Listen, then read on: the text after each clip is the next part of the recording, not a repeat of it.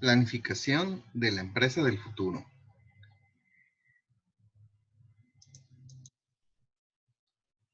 Revisaremos el texto de planificación de la empresa del futuro en su primera parte, que está desarrollada en 3 capítulos. El primero es el concepto cambiante del mundo, que considera la era de la máquina y la era de los sistemas. El segundo es el concepto cambiante de la empresa, que lleva la historia o la evolución de la empresa como máquina a la empresa como organismo, después la empresa como organización, considera el concepto de desarrollo y después, una vez que determina el concepto de desarrollo, identifica los tipos de organización. Y en el tercer capítulo, el concepto cambiante de la planeación, donde desarrolla una tipología de la planeación, habla de los principios operativos de la planeación interactiva y presenta las fases de la planeación interactiva. Concepto cambiante del mundo. El mundo está cambiando aceleradamente. Cada vez se puede viajar más rápido, calcular más rápido, comunicarse, producir y consumir. Aunque nuestra época no puede identificarse como especial por eso, sí se experimentan rasgos que son únicos. El cambio es tan rápido que muchos no alcanzan a adaptarse y se quedan fuera. El ser humano busca estabilidad, homeostasis, pero ahora debe buscarse en un mundo cada vez más dinámico e inestable. Los expertos aseguran que para solucionar los problemas actualmente hay que mejorar el pronóstico del futuro, el aprendizaje y la adaptación. Sin embargo, otros más opinan que es preferible desarrollar una mayor inmunidad a los cambios que no es posible controlar y mejorar el control sobre los otros. Akoff considera que el cambio más relevante es el que ocurre en la forma en que se trata de comprender al mundo, así como en la concepción de su naturaleza, es decir, la cosmovisión. La era de la máquina. En este capítulo, o en este subcapítulo, se desarrollan varios temas: el análisis, el reduccionismo, el determinismo, el mecanicismo, la revolución industrial y finalmente se hace una mirada hacia el pasado y hacia el futuro. La era de la máquina. En esta, el universo es considerado como una máquina creada por Dios para cumplir su voluntad y se espera que el hombre sirva a los propósitos divinos. Esta creencia combinada con la que el hombre hace de sí mismo como imagen de Dios se refleja en que el hombre mismo debía crear máquinas para hacer su propio trabajo. La revolución industrial fue el resultado de esta referencia. En la Edad Media, la expectativa de vida era breve, la mortalidad infantil elevada y la población frecuentemente devastada por las pestes. Existía poca libertad personal, la pobreza y la carencia eran cosa común. Por estas y muchas otras razones, la actividad intelectual se concentraba en la vida espiritual y en la vida después de la vida. Por tanto, la curiosidad no era considerada una virtud. El Renacimiento tuvo lugar entre los siglos XIV y XV. En esta época, el hombre trató de descubrir sus misterios en forma analítica. El análisis.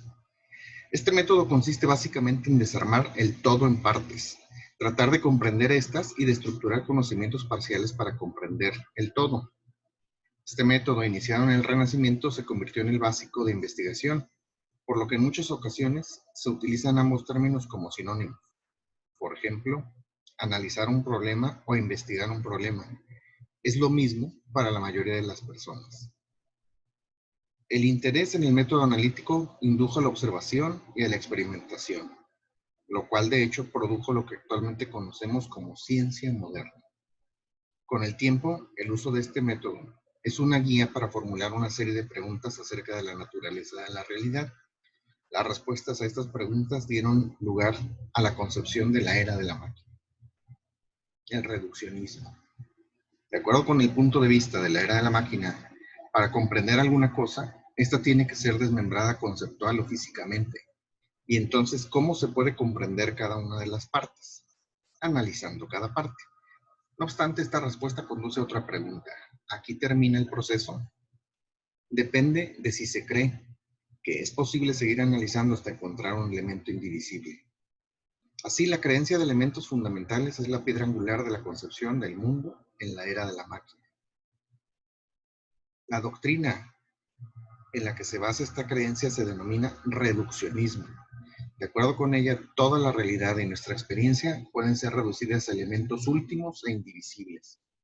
En cada campo de investigación, el hombre trataba de comprender buscando las partículas elementales. El determinismo. Una vez que los elementos de una cosa han sido identificados y comprendidos, era necesario integrar tal comprensión en una comprensión del todo. Esto requería una explicación de las relaciones entre las partes, o de su modo de interactuar. No es sorprendente que en una época en la que casi todo mundo pensaba que todas las cosas podían reducirse a elementos, también se pensara en la simple relación causa-efecto para que fuera suficiente como explicación a todas las interacciones. El concepto causa-efecto es tan familiar que es posible haber olvidado lo que significa. Se dice que una cosa es la causa de otra, si su efecto es tanto necesario como suficiente. Es decir, una cosa es necesaria para otra, si la otra no puede ocurrir a menos que la primera surja. Una cosa es suficiente para otra si la ocurrencia de la primera asegura el surgimiento de la segunda. El programa mental dirigido a explicar todos los fenómenos utilizando únicamente la relación causa-efecto condujo a la creencia prevaleciente de una comprensión completa del universo. Esta doctrina fue denominada determinismo y de acuerdo con ella,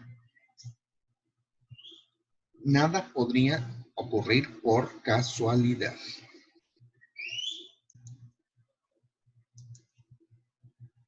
El mecanicismo.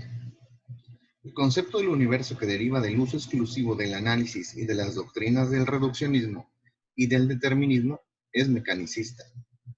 El mundo era concebido como una máquina y no solo como algo parecido a una máquina. El universo frecuentemente era comparado con un reloj sellado herméticamente. Esta es una comparación reveladora que implica que no existía el medio ambiente. Como un reloj, se creía que la conducta del universo era determinada por su estructura interna y por las leyes causales de la naturaleza. La revolución industrial. En la producción, consistió en un reemplazo de la fuerza humana por la fuerza de las máquinas. Sus dos conceptos centrales fueron el trabajo y la máquina. Cualquier cosa que fuera considerada trabajo era tenida como real, particularmente después de la Reforma. Como se creía que todas las cosas reales eran reducibles a átomos, que solo tenían dos propiedades intrínsecas, materia y energía, el trabajo fue conceptuado como la aplicación de la energía sobre la materia a fin de cambiar sus propiedades. La mecanización del trabajo fue enormemente facilitada, reduciéndole a una serie de tareas simples. No todo el trabajo se puede mecanizar, por no haber tecnología o disponible, o porque resultaba más barato utilizar la fuerza humana. El resultado fue la producción industrializada. Durante la Revolución Industrial, la naturaleza del lugar de trabajo fue determinada por la aplicación del método analítico al trabajo mismo. Si se hubiera considerado de otro modo al trabajo, se habría concebido otra clase de lugar para trabajar, completamente diferente al que conocemos actualmente. Una mirada hacia el pasado y hacia el futuro. La era de la máquina está pasando a la historia, aunque todavía subsiste. La era de los sistemas emerge como una nueva visión, de una nueva misión y de un nuevo método. El autor concibe la era de los sistemas como una consecuencia dialéctica de la era de la máquina. La era de la máquina es una tesis y su significado e implicaciones solo serán evidentes cuando se desarrolle totalmente su antítesis. La era de los sistemas es una síntesis de la era de la máquina y su antítesis todavía está siendo formulada. Esta síntesis, sin embargo, ya ha empezado a emerger y es más visible a medida que transcurre el tiempo. La era de los sistemas.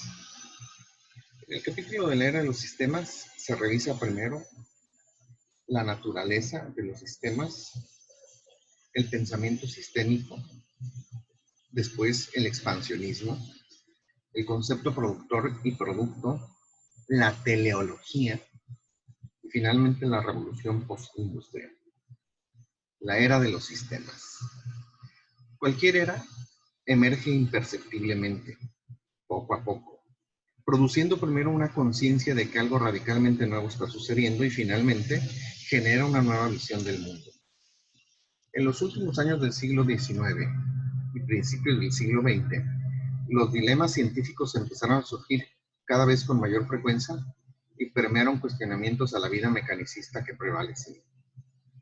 Las grandes guerras generaron que la ciencia caminara más aceleradamente al mundo real, y los investigadores descubrieron que fuera de los laboratorios, los problemas que encaraban no podían ser divididos para que se apartaran a una disciplina, y que las interacciones de las soluciones de las partes desmembradas eran más importantes que las soluciones consideradas por separado. A finales de los 30 surgió la investigación operacional de instituciones militares para aplicarse la administración y el control de las complejas operaciones. Para la década de los 50, las actividades científicas interdisciplinarias proliferaron, incluyendo las ciencias de la administración, toma de decisiones, computación, información, cibernética, ciencias políticas, ciencias de la paz, entre otras. Una preocupación compartida entre varias disciplinas fue el comportamiento de los sistemas. La naturaleza de un sistema. Un sistema es un conjunto de dos o más elementos que satisface tres condiciones. La conducta de un elemento tiene un efecto sobre la conducta de todo el sistema. La conducta de los elementos y sus efectos sobre el sistema son interdependientes. Sin importar cómo se formen los subgrupos de elementos, cada uno tiene efecto sobre la conducta del sistema y ninguno tiene efecto independiente sobre él. De acuerdo con lo anterior, un sistema es un todo que no puede ser dividido en partes independientes. De esto se derivan dos de sus propiedades más importantes. Cada parte de un sistema tiene propiedades que se pierden cuando se separan del sistema. Cada sistema tiene algunas propiedades esenciales que no tiene ninguna de sus partes. Las propiedades esenciales de un sistema, considerado como un todo, derivan de las interacciones de sus partes, no de sus acciones tomadas separadamente. Así, cuando un sistema es desmembrado, pierde sus propiedades esenciales. A causa de ello, un sistema es un todo que no puede ser comprendido por medio del análisis. El pensamiento sistémico. La síntesis, poner juntas las cosas, es la clave del pensamiento sistémico. Del mismo modo que el análisis fue la clave del pensamiento mecanicista. Por supuesto, la síntesis es tan antigua como el análisis. No obstante, ahora tiene un significado diferente en un nuevo contexto. La síntesis y el análisis son procesos complementarios. Pueden considerarse separadamente, pero no pueden separarse. El pensamiento sistémico invierte el orden de las tres etapas del pensamiento mecanicista. 1. Descomposición de lo que va a ser explicado. 2. Explicación de la conducta o propiedades de las partes, tomadas por separado. Y 3. Combinación de estas explicaciones en una explicación del todo. En el enfoque sistémico existen tres pasos. Identificar todo lo que contiene el sistema. Explicar la conducta o las propiedades del sistema contenedor. Y explicar la conducta o las propiedades del objeto que va a ser explicado, en términos de su función dentro del sistema. Estos dos criterios no debían producir resultados conflictivos o contradictorios. Son complementarios. El desarrollo de esta complementariedad es una de las tareas más importantes del pensamiento de las eras de los sistemas.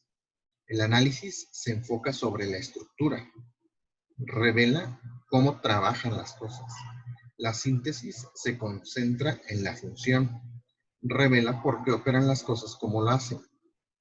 Así, el análisis produce conocimiento, mientras que la síntesis genera comprensión. Con el primero podemos describir, mientras que el segundo nos permite explicar. El análisis permite mirar dentro de las cosas, mientras que por la síntesis se contemplan desde su exterior. La aplicación del pensamiento sistémico, ya sea a la administración o a la comprensión del mundo, hace surgir algunas preguntas fundamentales. Las respuestas a estas preguntas constituirán los postulados sobre los que descansará la visión sistémica del mundo. El expansionismo. El pensamiento sistémico supone que una mayor comprensión se obtiene observando en su amplitud los sistemas que se quieren comprender, no reduciéndolos a sus elementos. La comprensión va del todo a sus partes, no de las partes al todo como ocurre con el conocimiento. Si la conducta de un sistema va a ser explicada refiriéndose al sistema que lo contiene, ¿cómo se explica la conducta del suprasistema? La respuesta es evidente, refiriéndose a otro sistema que contenga el suprasistema. Así la pregunta fundamental será, ¿existe un límite para este proceso de comprensión? Cuando la pregunta en la era de la máquina fue el límite para el proceso de reducción, se generó el reduccionismo. Sin embargo, se ha llegado en este caso a la conclusión de que la comprensión total de algo es un ideal al que uno se puede aproximar continuamente, pero que nunca se alcanzará. De lo anterior se desprende que no hay necesidad de suponer la existencia de un todo final. Si se llega a comprender, proporcionaría una respuesta final. En la era de los sistemas, las soluciones se buscan entonces desde fuera y se abre paso hacia adentro únicamente cuando falla afuera. Las razones y los efectos de este cambio de dirección serán evidentes cuando considere las diferencias entre los métodos de planeación en el mecanicismo y el pensamiento sistémico. Productor y producto. La adhesión en la era de la máquina al principio causa-efecto fue la fuente de muchos dilemas, incluyendo el del libre albedrío. A principios del siglo XX, el filósofo norteamericano Singer demostró que la ciencia se estaba engañando a sí misma al utilizar dos relaciones que, siendo diferentes, han resumido en el concepto causa-efecto. Hizo notar que la condición necesaria no resulta suficiente. La relación entre dos partes llamada probabilística o causalidad indeterminada, como muchos científicos hacían, era incorrecto, ya que de esta forma la posibilidad asociada a la causa solo podía ser igual a 1. Una causa determina completamente su efecto. Singer eligió llamar a esta relación productor-producto para diferenciar, debido a que el productor es necesario pero no suficiente para el producto. No puede proporcionar por sí solo una explicación completa de este último. Siempre existen otras condiciones necesarias coproductoras del producto. De lo anterior se concluye que el uso de la relación productor-producto requiere del medio ambiente para explicar las cosas, mientras que el uso de la causa-efecto pasa por alto dicho medio ambiente. La ciencia que se basa en la relación productor-producto es ambiental. Una ley basada en la relación productor-producto debe especificar las condiciones ambientales bajo las cuales es aplicable. Este tipo de leyes no se pueden aplicar en todo tipo de ambiente, por lo que en esta visión del universo no existen leyes universales. Así, la probabilidad determinada es la probabilidad de que ciertas condiciones ambientales no especificadas pero necesarias estén presentes. La teleología. La teleología es la rama de la metafísica que se refiere al estudio de los fines o propósitos de algún objeto o algún ser, o bien literalmente a la doctrina filosófica de las causas finales. Los fines de un sistema pueden establecer tan objetivamente como lo permita el número de elementos que contengan. Esto hace posible contemplar los sistemas teleológicamente y no en forma determinística. La teleología objetiva no reemplaza al determinismo, el cual es una ateleología objetiva, únicamente la complementa. Entre quienes llevaron adelante un modo de pensar teleológico, aunque subjetivo, se encuentran psicólogos que trataron de explicar la conducta humana invocando intervenciones variables, para ellos inobservables, tales como creencias, sentimientos, actitudes e impulsos, solamente detectables por quienes lo poseen. En la teleología objetiva, solo se pueden atribuir creencias, sentimientos y actitudes a los seres humanos, si estos se manifiestan en lo que hacen, es decir, si son observables. En la teleología objetiva, las características funcionales de un sistema no son tratadas como fuerzas metafísicas, sino como propiedades observables de las conductas de los sistemas. Las máquinas ordinarias sirven a los propósitos de otros, pero ellas mismas no tienen propósitos propios. Organismos y organizaciones son sistemas que generalmente tienen propósitos propios. Sin embargo, las partes de un organismo no tienen propósitos propios, aun cuando las partes de una organización sí los tienen. Por lo tanto, si pensamos en organizaciones, existen tres niveles de propósitos: los propósitos del sistema, los propósitos de sus partes y los propósitos del sistema del cual la organización es parte, el suprasistema. Otra tecnología con estas mismas características emergió cuando se inventó el telégrafo, con lo que se desarrolló una tecnología de transmisión de símbolos, o sea, la comunicación. Las tecnologías de observación y comunicación fueron dos columnas de una construcción que no podía soportar ningún peso mientras no fuera puesta la piedra angular, la computadora. La computadora manipula símbolos lógicamente, lo cual es la naturaleza del pensamiento. Por esta razón, a la computadora se denomina máquina pensante.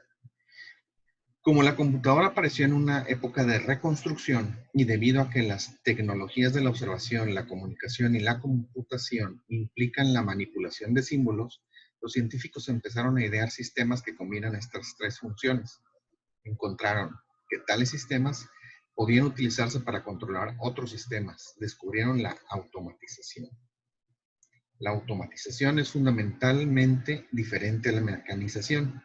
La mecanización busca el reemplazo del músculo, mientras que la automatización trata de reemplazar la mente.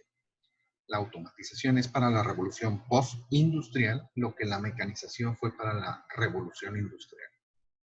La revolución post-industrial. El paso de la revolución industrial a lo que se ha determinado como post-industrial se inició en el siglo XIX con la exploración del uso de la electricidad como fuente de energía, ya que encontraron que no podía observarse fácilmente, por lo que se desarrollaron instrumentos y a partir de ahí se generaron nuevos instrumentos para otras observaciones. Estos instrumentos a su vez generaron símbolos que representan las propiedades de ciertos objetos o eventos. A tales símbolos se les denomina datos.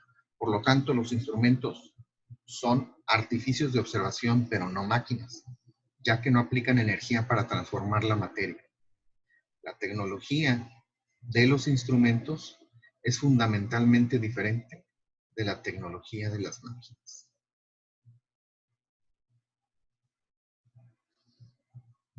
Concepto cambiante de la empresa.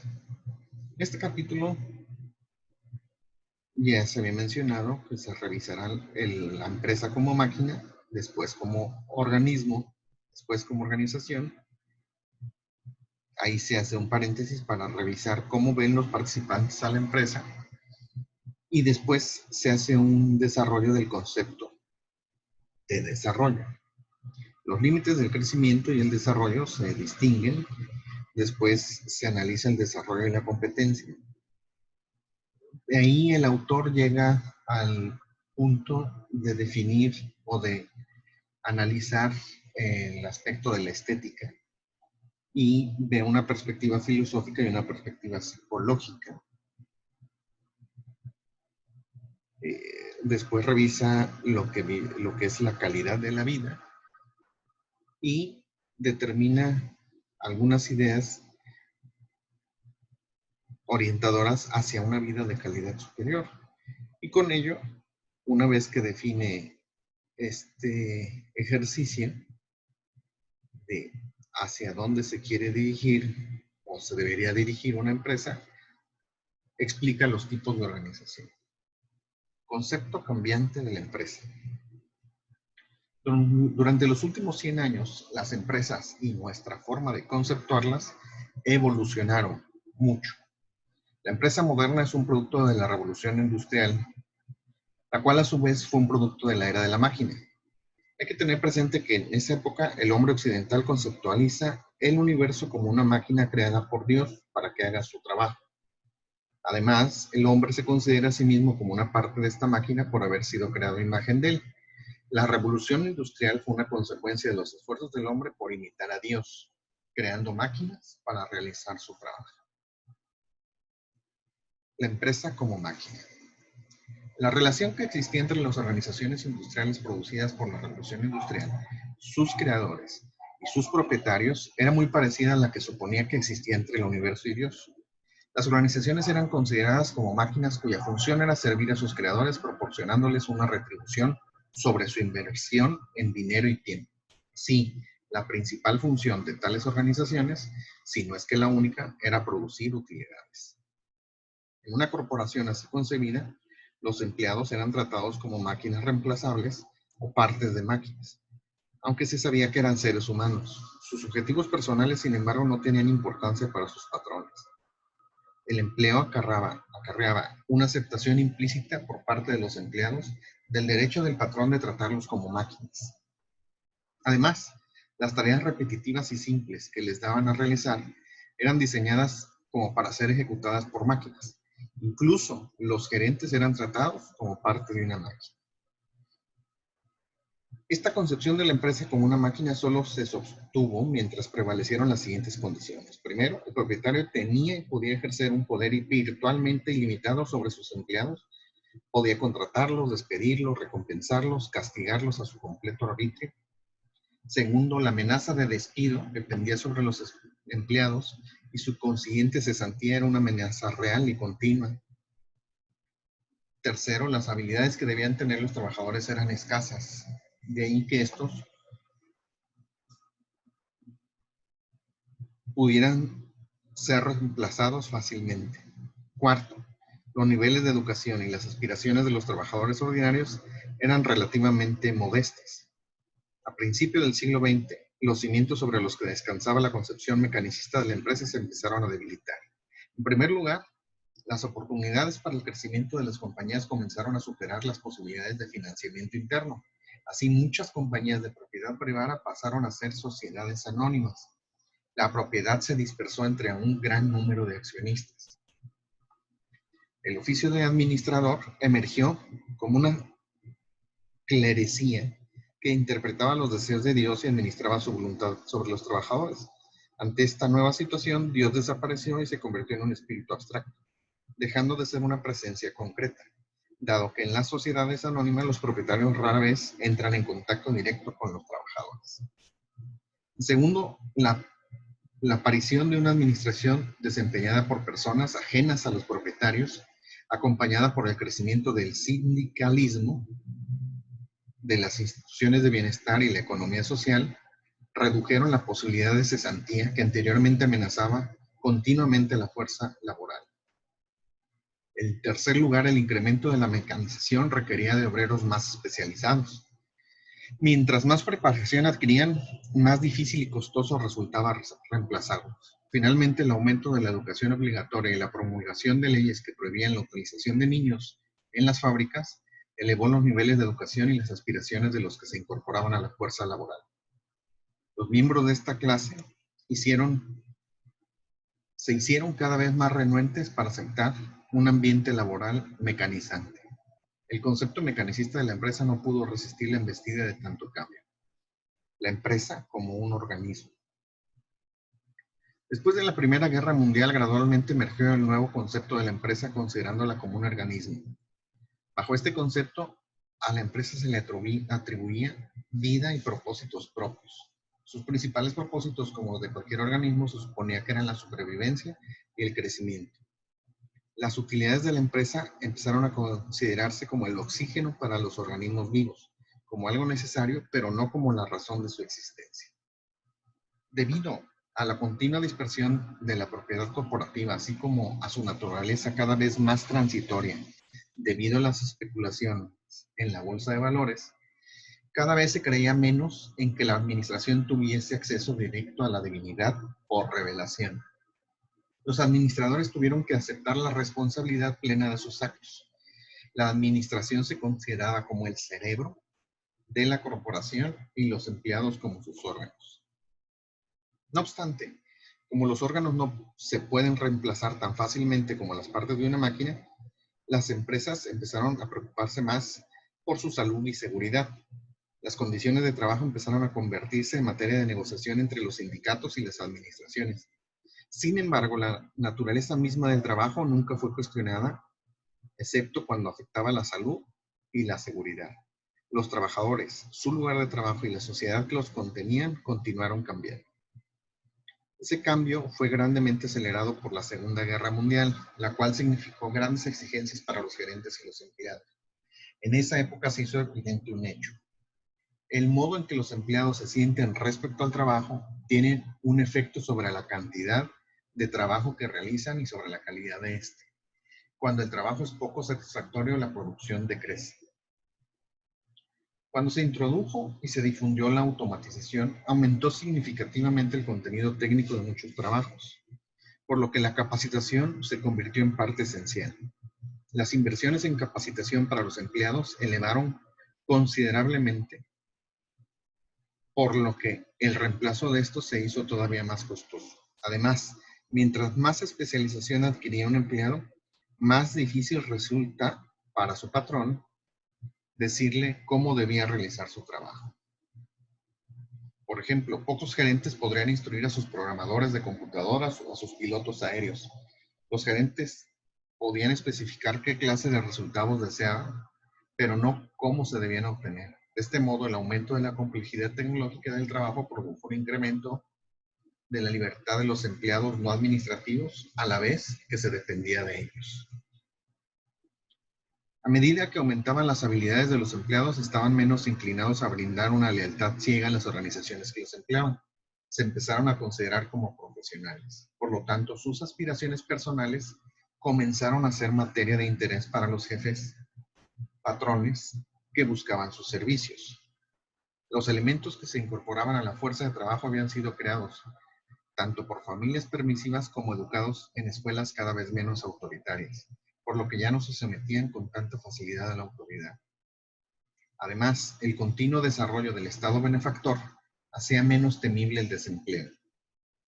Por estas y otras razones, la ética del trabajo fue socavada significativamente. Finalmente, en el periodo que siguió al fin de la Segunda Guerra Mundial, los efectos acumulados de la conducta de las organizaciones industriales sobre sus medios ambientes se consideraron cada vez más perjudiciales. La responsabilidad social de la corporación se convirtió en un tópico cada vez más discutido. Después, apareció el movimiento anticonsumismo y el interés ecológico, así como la crisis energética, lo que obligó a los gobiernos a intervenir cada vez más en la vida de las empresas. La empresa como organización. Por las razones ya mencionadas y algunas otras, el concepto de empresa como organismo perdió fuerza. Un nuevo concepto empezó a emerger: la empresa como organización. Por supuesto que desde tiempo atrás la empresa era considerada como una organización. No obstante, solo recientemente la colectividad lo ha percibido conscientemente. Una organización es un sistema con algún propósito, el cual es parte de uno o más sistemas con algún propósito, y tres, en el cual algunas de sus partes tienen propósito propio. La primera de estas propiedades hace inaceptable el concepto de la empresa como una máquina. La segunda niega que esté desligada del medio ambiente. La tercera implica que no puede existir una analogía entre una empresa y un organismo. Estas diferencias negativas de las tres propiedades de una organización despejan el camino para enunciar sus propiedades positivas. Cada vez nos volvemos más conscientes de las interacciones de estos tres niveles de propósitos: el social, el organizacional y el individual. También tenemos una idea cada vez más clara de que el buen funcionamiento de una empresa depende de cómo ésta sea afectada tanto por las personas que la integran como por los sistemas de los que es parte. Además, empezamos a ver con más claridad cómo los componentes afectan a la organización y cómo ésta a su vez los afecta. Igualmente, el modo en el sistema que los abarca afecta a la organización. Depende del modo en el que ésta afecta al sistema. En otras palabras, la administración tiene tres tipos principales de responsabilidades interdependientes. La primera, hacia los propósitos del sistema que administra o controla. La segunda, hacia los propósitos de las personas que forman parte del sistema administrado, la humanización. Y la tercera, hacia los propósitos del sistema que los abarca y los demás sistemas que contenga, ambientalización. Los problemas de la humanización se han vuelto difusos y críticos en la sociedad contemporánea. Los choques interraciales, el movimiento de la liberación de la mujer, los conflictos intergeneracionales, el problema de la pobreza en el mundo y la enajenación del trabajo son solo unos ejemplos. Cada uno de estos problemas, los individuos que son parte del mismo sistema se organizan para protestar por el modo en que son tratados por el sistema que los contiene. Los problemas ambientales como los ecológicos y el consumismo también son difusos, críticos. Surgen cuando los individuos o las organizaciones confluyen para protestar por el modo en que son afectados por el sistema. Los problemas ambientales surgen fuera de la organización. El problema de la humanización es interno. La labor de la administración se considera cada vez más como una función cuyo objetivo es dirigir a la empresa para que ésta satisfaga los tres tipos de demanda que se le hace. En gran medida, la dificultad de esta tarea deriva en el hecho de que los tres grupos de demandas y aún las demandas individuales de cada grupo con frecuencia son incompatibles. Para encarar esta clase de conflictos, una administración eficiente requiere un concepto claro de las funciones de la organización en lo relativo a sus componentes y al sistema del que es parte, así como de sus propios propósitos. ¿Cómo ven los participantes a la empresa? El modo en que se conceptúa una empresa influye en una manera en que se contemplan y describen sus actividades. Conceptuar una empresa como organización significa verla como la ven sus participantes. Los participantes son todos aquellos que dentro o fuera de la organización se ven directamente afectados por lo que ésta hace. Incluye a todas las personas a quienes los administradores deben tomar en cuenta, así como los administradores mismos. Desde su perspectiva, una empresa realiza 6 tipos de intercambios. El intercambio de dinero por el trabajo con sus empleados. El intercambio de dinero por bienes y servicios con los proveedores. El intercambio de bienes y servicios por dinero con los clientes. El intercambio de dinero pagadero posteriormente por dinero recibido ahora con los inversionistas, financiadores. El intercambio de dinero pagado ahora por dinero recibido más tarde con los deudores y el intercambio de bienes y servicios y regulaciones con el gobierno. Servicio de agua, recolección de basura, servicio de vigilancia, policíaca, bomberos. El examen de flujo entre la empresa y sus participantes revelará que, en un sentido muy general, las funciones principales de la empresa son dos: consumir y hacer posible el consumo. Hace posible el consumo poniendo a disposición del público los bienes y servicios que produce y proveyendo a sus empleados de dinero con el cual podrán comprar bienes y servicios. La riqueza producida por la corporación es la diferencia entre el consumo que propicia y su propio consumo. Es claro que una función social de las empresas industriales y comerciales es producir riqueza. No es tan claro que la empresa tiene otra función social igualmente importante: la distribución de sueldos y salarios, a través de las cuales hace posible el consumo. Las empresas tienen una responsabilidad social no solo para la distribución de la riqueza, sino también para hacer esto en forma equitativa.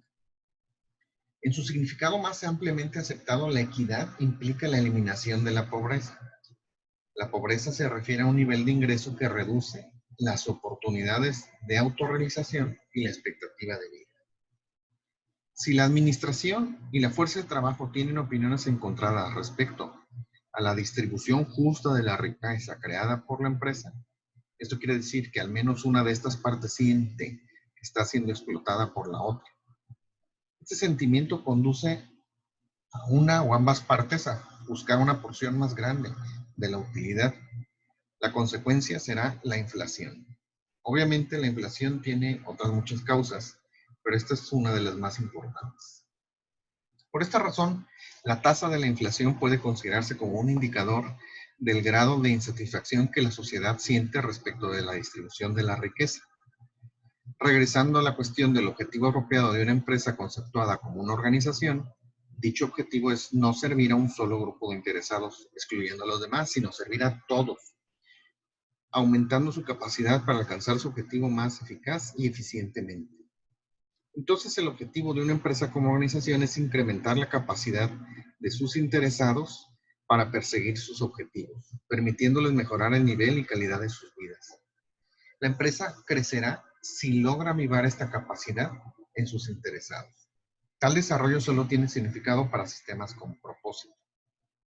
Aquí es donde revisaremos el concepto de desarrollo. La mayoría de los administradores generalmente consideran las empresas como organismos, no como organizaciones. Por lo tanto, consideran su crecimiento como principal objetivo después de la sobrevivencia. Aun cuando hablan del desarrollo empresarial, en realidad quieren decir crecimiento empresarial. Crecimiento y desarrollo no son exactamente lo mismo. El crecimiento tiene lugar con o sin desarrollo. Y el desarrollo puede ocurrir con o sin crecimiento. Por ejemplo, una pila de basura puede crecer y no se desarrolla. Por el contrario, una nación o una empresa, un individuo, pueden desarrollarse sin crecer. Crecimiento, estrictamente hablando, es el incremento en tamaño o el número. Los organismos pueden aumentar tamaño y las poblaciones pueden crecer en número. El crecimiento de una empresa, por lo tanto, tiene que referirse a un aumento de tamaño o un incremento en ventas, participación en el mercado, número de empleados o de utilidades netas. La palabra crecimiento también se usa en el sentido metafórico, por ejemplo, cuando se comenta que una persona está madurando. Tales casos se refieren a crecimiento de ciertas cualidades funcionales del individuo sin que esto implique un agrandamiento físico. Analicemos lo que significa desarrollo para una persona. Contrariamente a lo que la mayoría cree, el desarrollo no es una condición o estado definido por lo que posee la persona. Es un proceso en el cual un individuo incrementa su capacidad y desea satisfacer sus propios deseos y los de los demás. Es un crecimiento en capacidad y potencial, no en logros. Es más cuestión de motivación, conocimiento, comprensión y sabiduría que de riqueza. Está menos relacionado con lo que tiene la persona que con lo que puede hacer con lo que tiene. El desarrollo está más estrechamente relacionado con la calidad de vida que con el nivel de vida. Si se proporciona riqueza a un pueblo subdesarrollado, nada cambia. En cambio, si se le proporcionan conocimientos, es posible que sí salga de su estado de subdesarrollo. Cada vez se hace más evidente que el incremento del nivel de vida, mayor ingreso per cápita, no siempre va acompañado de un incremento en la calidad de la vida. La calidad de la vida que una persona puede alcanzar está condicionada por su propio desarrollo y por los recursos que tiene disponibles. Aun cuando esto implica que una limitación en recursos puede limitar el mejoramiento de la calidad de la vida, no significa que pueda limitar el propio desarrollo. El desarrollo es una potencialidad para mejorar, no la mejora en sí, de la calidad de la vida o del estándar de vida. Los límites del crecimiento y del desarrollo.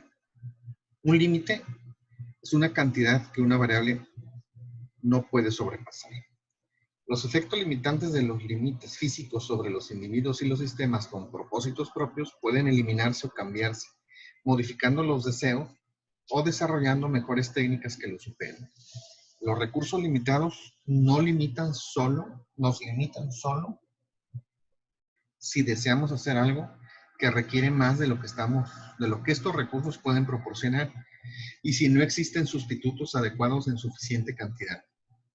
Un recurso limitado cesa de ser limitante si decrece nuestra necesidad de él o si aprendemos a utilizarlo más eficiente y eficazmente. Esto es, si nos desarrollamos. Mientras más desarrollada es una persona o un sistema, menos se verá limitado por los recursos. Las restricciones para el crecimiento de una sociedad o una empresa generalmente yacen en su medio ambiente. Por el contrario, las principales restricciones para su desarrollo se encuentran dentro de ellas. En otras palabras, los principales límites para el crecimiento son externos, impuestos desde fuera, mientras que los principales límites para el desarrollo son internos, autoimpuestos. El desarrollo y la competencia.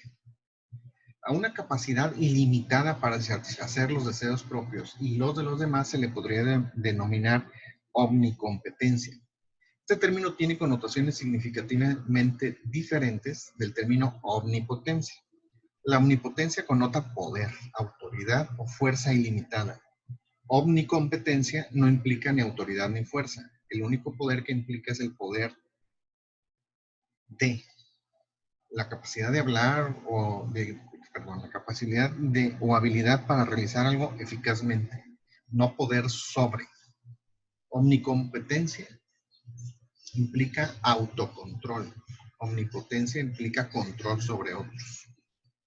El filósofo Singer destacó que la capacidad ilimitada para satisfacer nuestros deseos es un ideal necesario para todas las personas, presentes, pasadas y futuras, debido a que no importa lo que deseen, deben querer la capacidad para obtenerlo. Así, el deseo de competencia necesariamente acompaña todo deseo, aún el deseo de la ausencia de deseos o nirvana. Como la omnicompetencia es un ideal que implica la capacidad para el logro de cualquier otro ideal, puede considerarse como una meta ideal.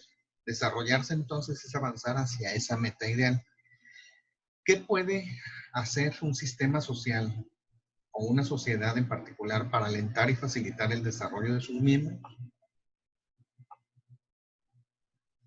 La respuesta a esta pregunta solo se podría dar analizando las condiciones necesarias para que un individuo avance continuamente hacia la omnicompetencia. Los antiguos filósofos griegos identificaron 4 objetivos individualmente necesarios y colectivamente suficientes para el desarrollo del hombre: la verdad, la abundancia, el bien y la belleza.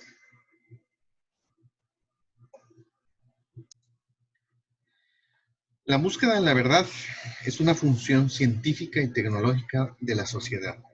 Consiste en alentar y facilitar la producción de la información, los conocimientos y la comprensión requeridos por los individuos para seleccionar y desarrollar los medios más eficientes de que disponga.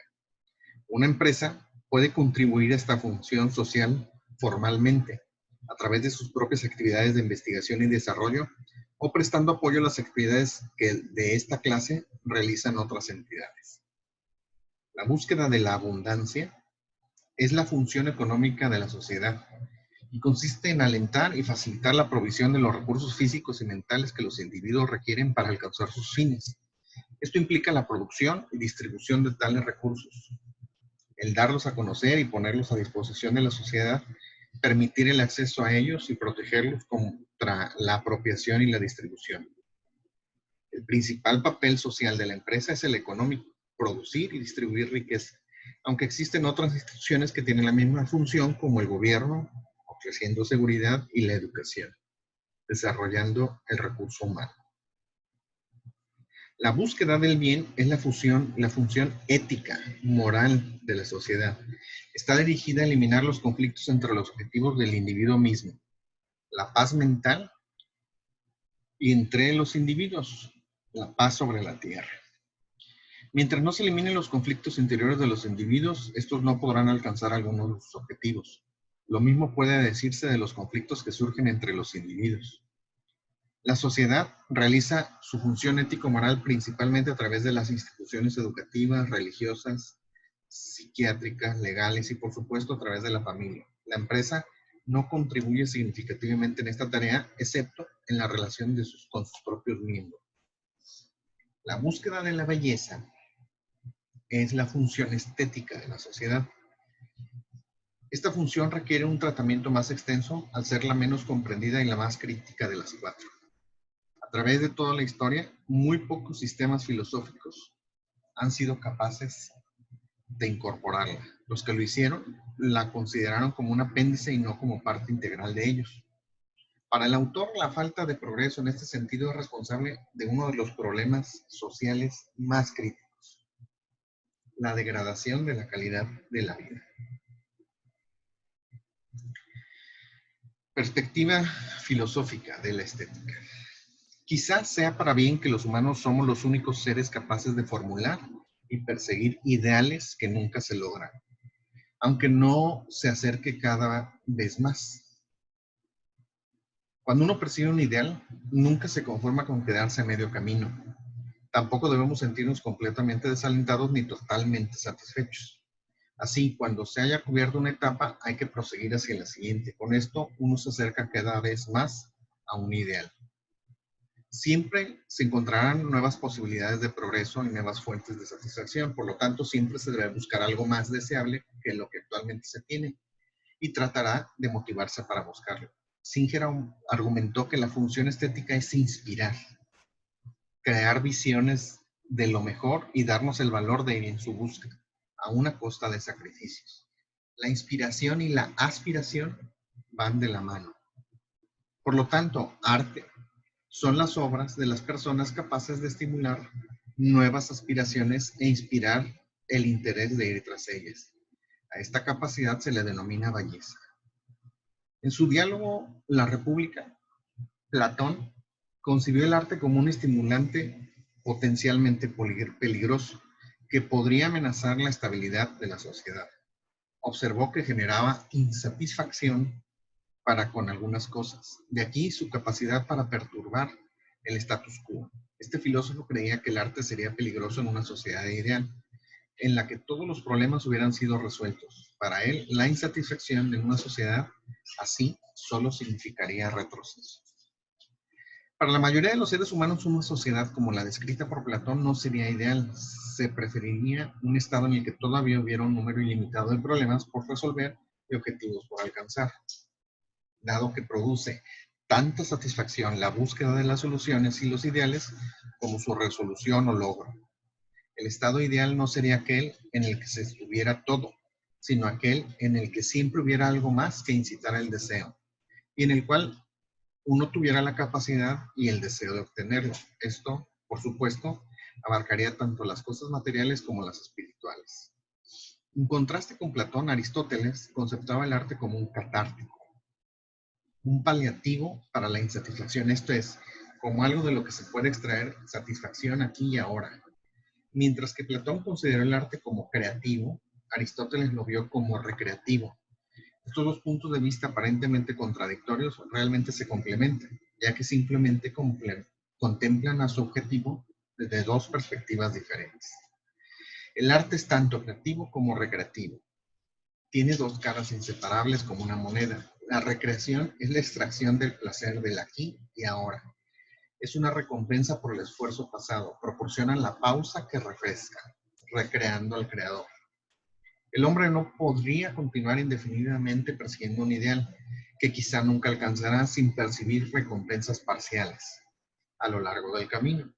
El arte también es creativo, inspira para que se realicen más esfuerzos hacia la meta. Nos saca del pasado y nos empuja hacia el futuro. Perspectiva psicológica de la estética.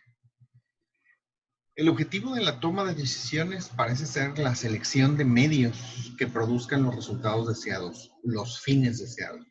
Suponiendo que este es el caso, varios científicos han desarrollado una teoría de la toma de decisiones racional, a partir del cual se infiere que si una persona que tomó una decisión racional se ve confrontada con medios alternativos, los cuales producirán los mismos resultados, no debe inclinarse hacia alguno en especial. Desafortunadamente para los teóricos, cuando las personas más racionales aparentemente se encuentran en tales situaciones, nunca son indiferentes a los medios alternativos. Así, la mayoría de las personas son irracionales o la teoría de la toma racional de decisiones es irracional. La gente opta racionalmente por algún medio entre varios independientemente de sus consecuencias. Los medios tienen valor por ellos mismos. Los fines y los medios son conceptos relativos, dependiendo del tamaño del segmento de conducta que se considere. Uno compra un libro para leerlo, se lee para aprender, uno aprende para ganar, etc. Así los medios tienen dos clases de valor, un valor instrumental o extrínseco, que yace en la posibilidad de producir el resultado deseado, y un valor intrínseco, relacionado con la satisfacción que produce. independientemente del resultado que produce. Tienen el mismo valor que un fin. Las preferencias por medios independientes de los fines hacia los que conducen son parte de lo que se denomina el estilo de la persona o de la organización. El estilo es cuestión de gustos y está relacionado con la satisfacción que se obtiene de lo que se hace y no del por qué se hace. La individualidad yace tanto en el propio estilo como los fines que se persiguen, así como la eficiencia con la que se persiguen. Los fines, en contraste con los medios, generalmente se consideran únicamente en su valor intrínseco. Solo se toma en cuenta la satisfacción que produce alcanzarlo. No obstante, todo fin alcanzable tiene consecuencias. Conduce a otros resultados, lo que a su vez tiene consecuencias. Por lo anterior se puede decir que todo fin alcanzable también tiene un valor extrínseco, que deriva de su capacidad para servir de medio para alcanzar un final, el cual ya no debe ser a su vez un medio para otro fin.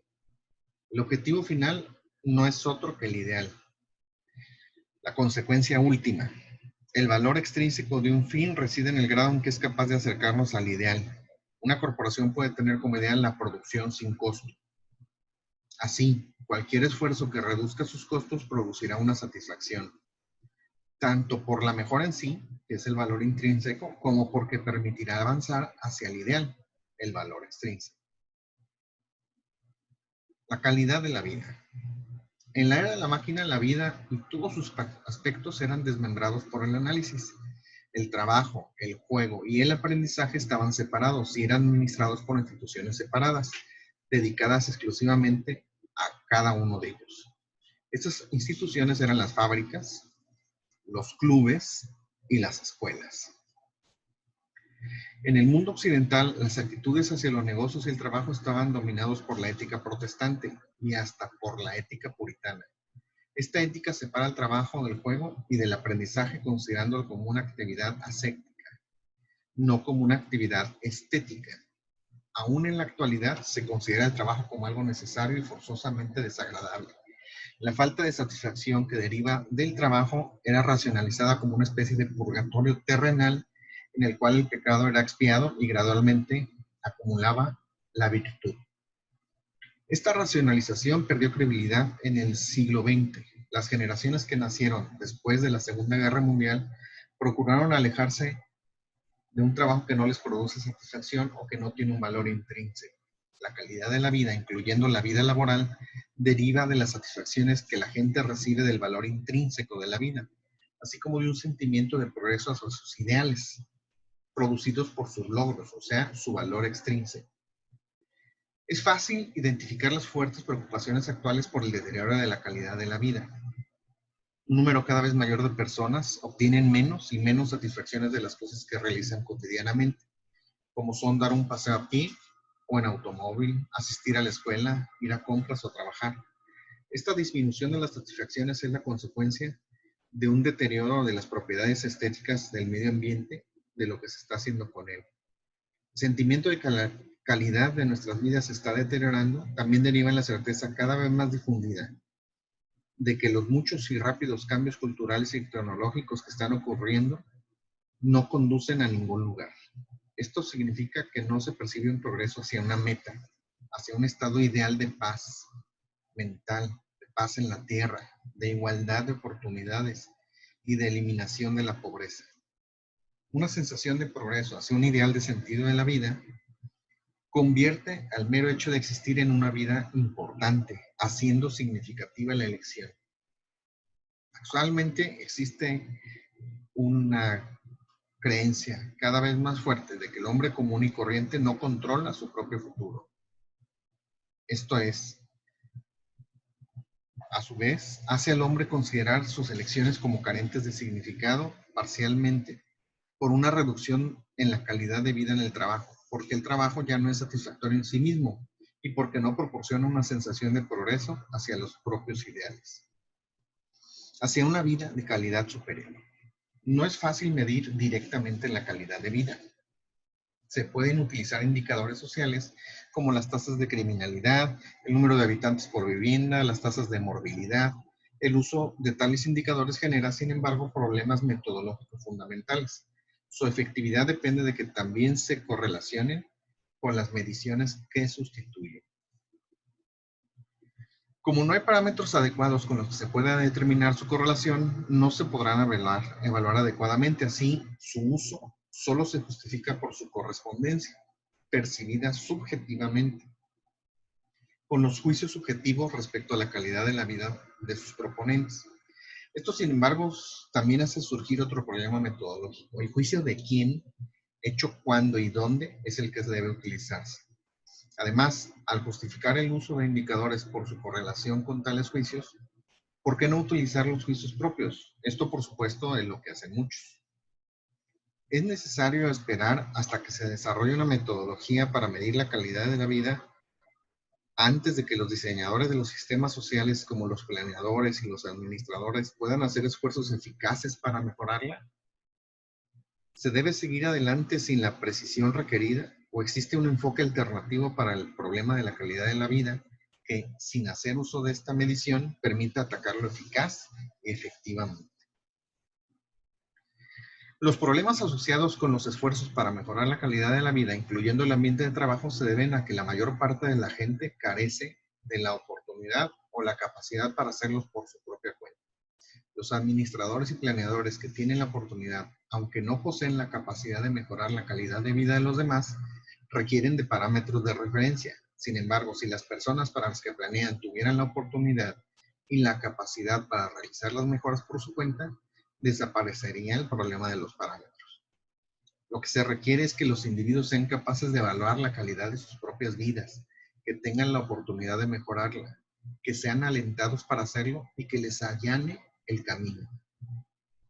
Así, el problema de la planeación no consiste en averiguar cómo se puede mejorar la vida de los demás, sino en cómo capacitarlos para que ellos mismos hagan esto por su cuenta en forma más eficiente.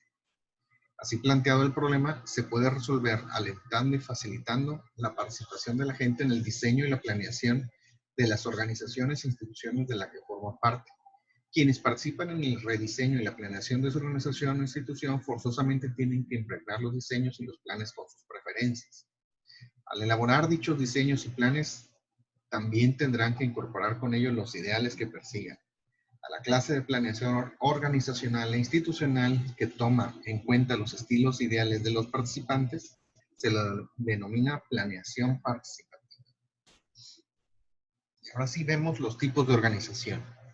Los sistemas sociales, sociedades, instituciones, organizaciones, incluyendo empresas, deben facilitar el desarrollo de sus participantes, en especial el de sus miembros. Si se acepta esto, entonces es responsabilidad de quienes manejan o gobiernan tales sistemas procurar que esta función se lleve a cabo eficiente y eficazmente. Las relaciones entre los gobernantes y los gobernados, así como entre los administradores y los administrados, es una cuestión política. La política es una cuestión de fuerza. ¿Quién controla a quién? Los humanos, como animales políticos que somos, tenemos que participar forzosamente en los asuntos políticos, aun cuando esa participación consista en retirarse de las actividades políticas. Como la no participación afecta a los miembros del sistema social, no se puede considerar como no política. Por ejemplo, el abstenerse de votar en una democracia puede constituir una poderosa arma política. Sin embargo, aquí no se discutirá el abstencionismo ni la participación política. Únicamente se comenta la filosofía de las políticas de las instituciones y las organizaciones, particularmente las de las empresas. La relación entre la filosofía política y la política es la misma que existe entre el argumento de un drama y su diálogo.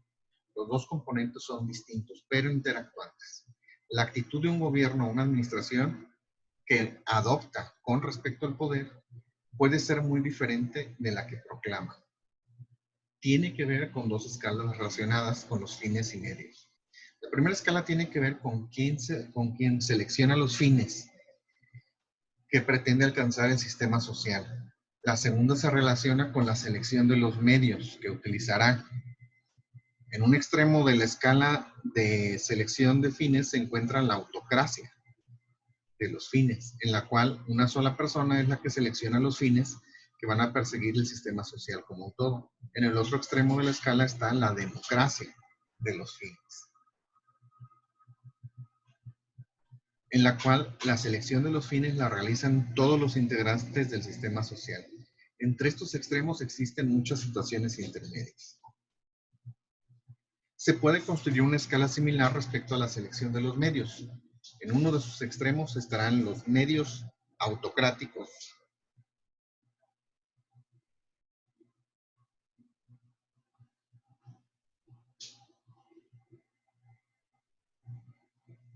y en el otro los medios democráticos.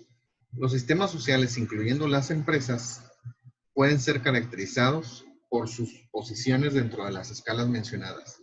Sus posiciones en el espacio así determinado definen su filosofía política. En los sistemas sociales, con fines y medios autocráticos, una sola persona tiene el poder de hacer todas las decisiones que afecten a todos los miembros del sistema. Tal es el caso de una sociedad gobernada por un monarca absoluto o por un dictador. El poder absoluto, por supuesto, puede concentrarse en un grupo pequeño, en una junta.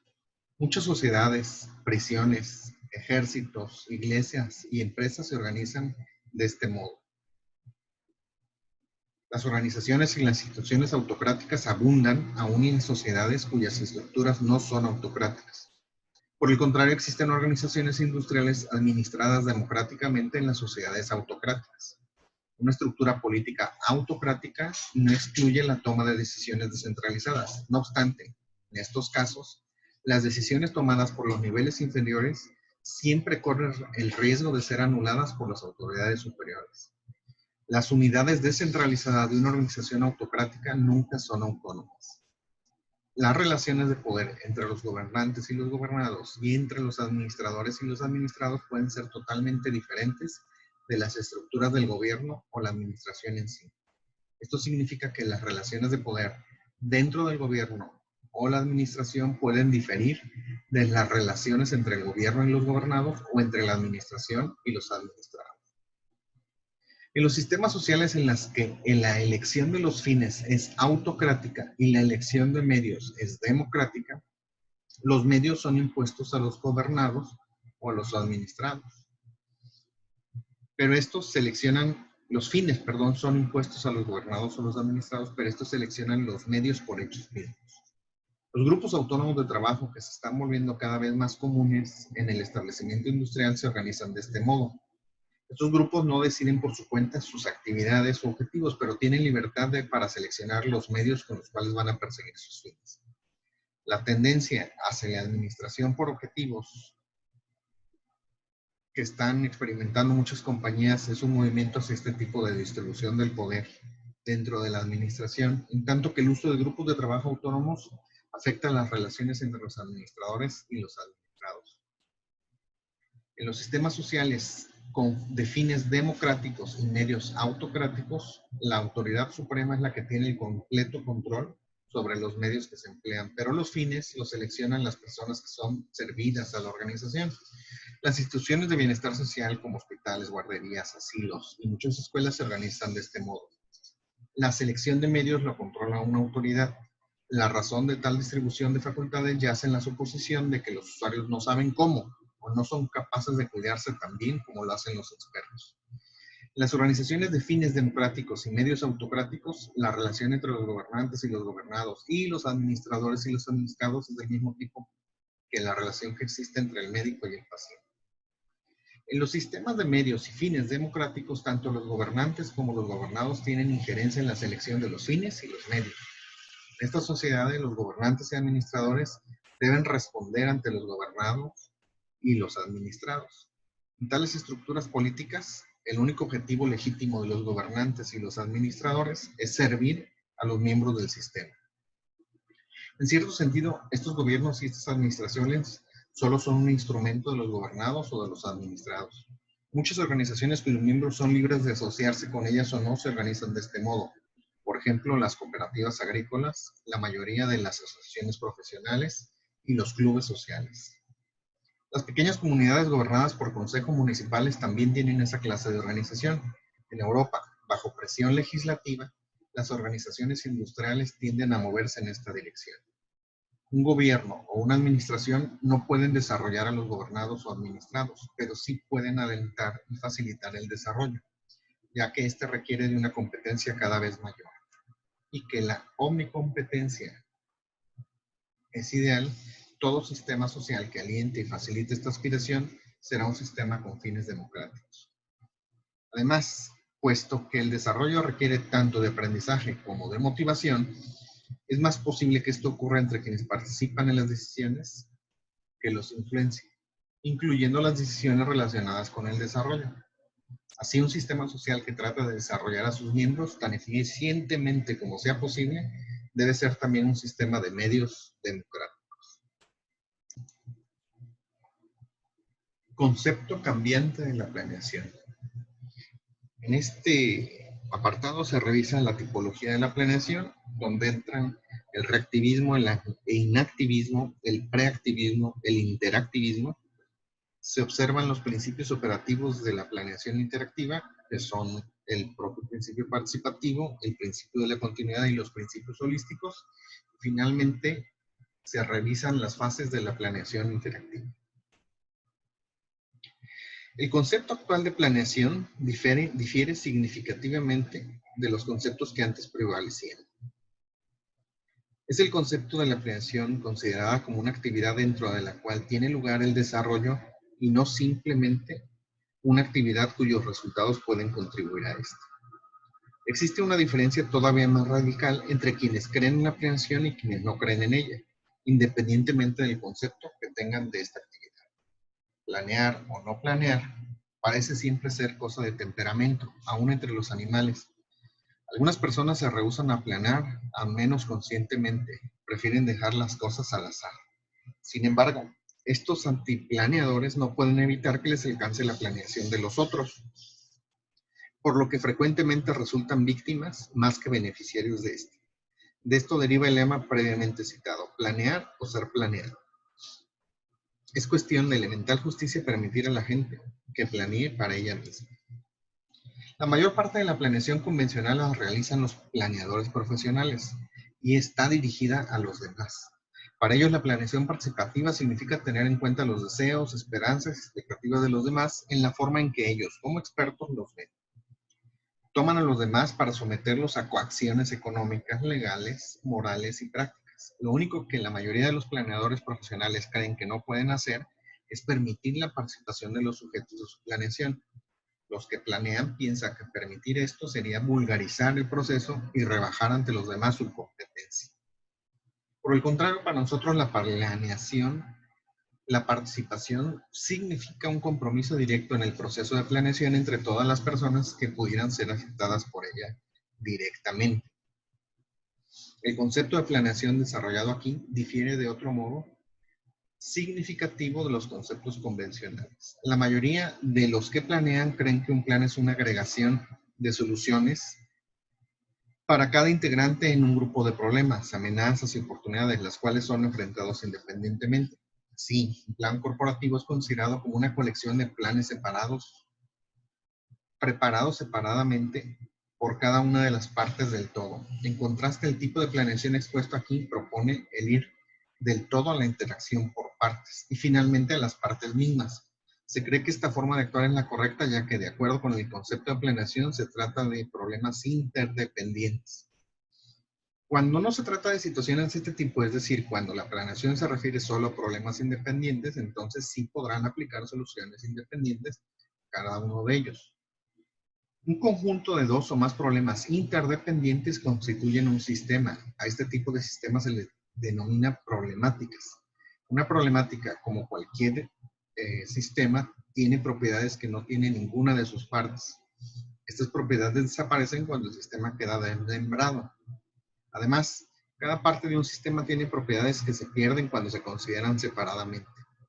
La solución para una problemática depende de cómo interactúan las soluciones para las partes. Así, un plan debe ser más que una agregación de soluciones independientes para las partes de una problemática global y sistemática.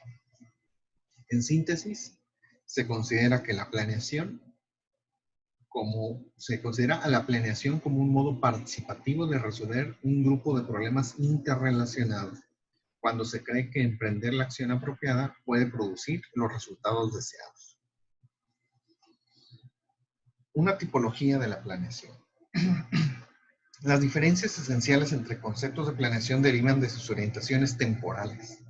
Las orientaciones de algunos de los planeadores es hacia el pasado, otras están orientados hacia el presente y algunos otros se orientan hacia el futuro. Los que se orientan al pasado se les llama reactivos, otros al presente inactivos y al futuro preactivos. Y existe una cuarta orientación que es la interactiva. Esta última orientación considera al pasado, al presente y al futuro como aspectos diferentes pero inseparables de la problemática para la que se planea.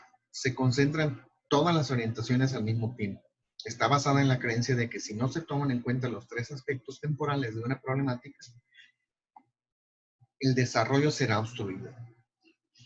Las cuatro orientaciones básicas de la planeación son como los colores primarios, rara vez aparecen en su forma pura. La mayoría de las planeaciones como los colores son mezclas, sin embargo, generalmente predomina una sobre las otras.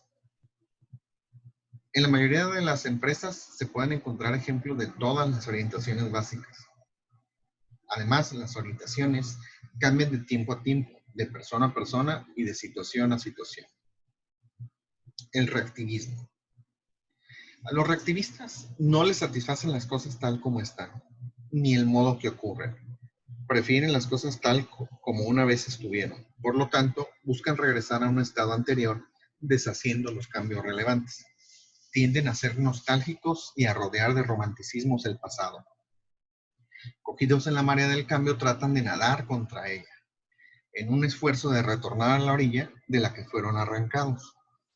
Tienden a entrar al futuro de cara al pasado, por lo que tiene una visión más clara del lugar de donde vinieron que del lugar hacia el cual se dirigen.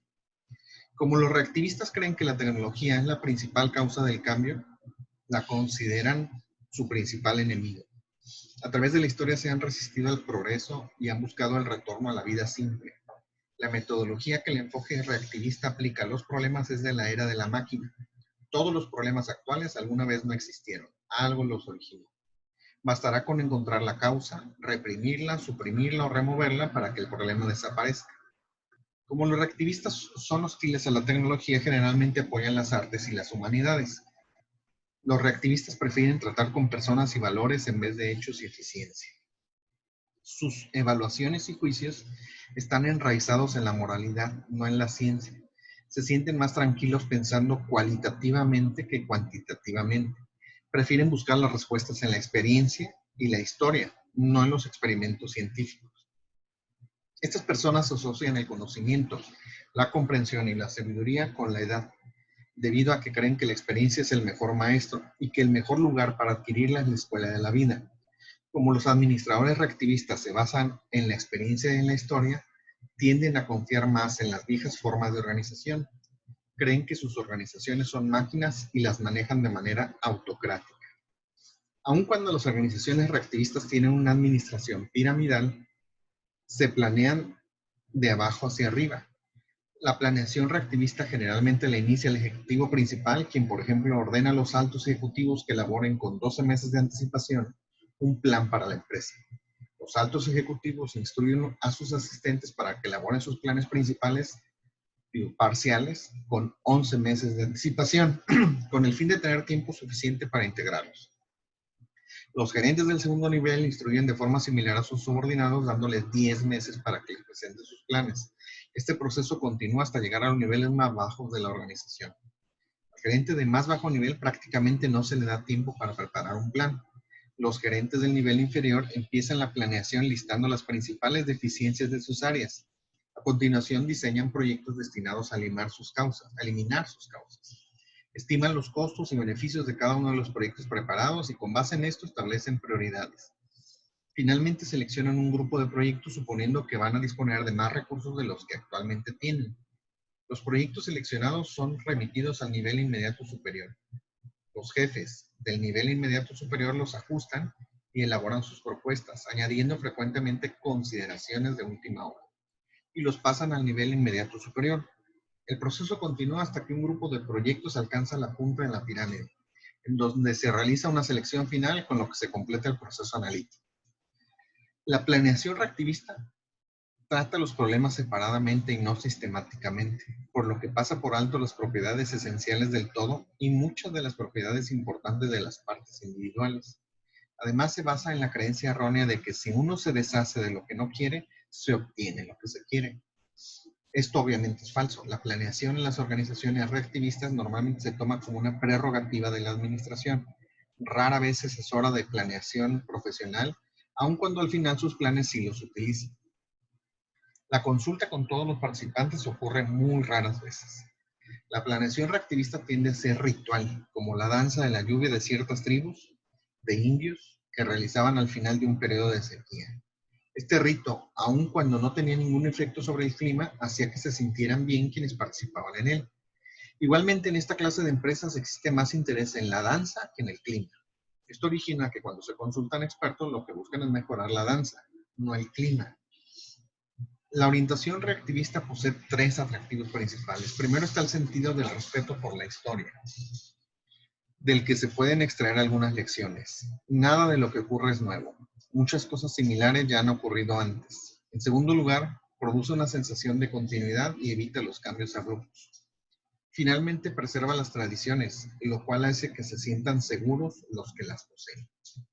La gente siente que pisa terreno familiar, lo que le proporciona una sensación de estabilidad, aun cuando el suelo bajo sus pies se esté desmoronando. El inactivismo.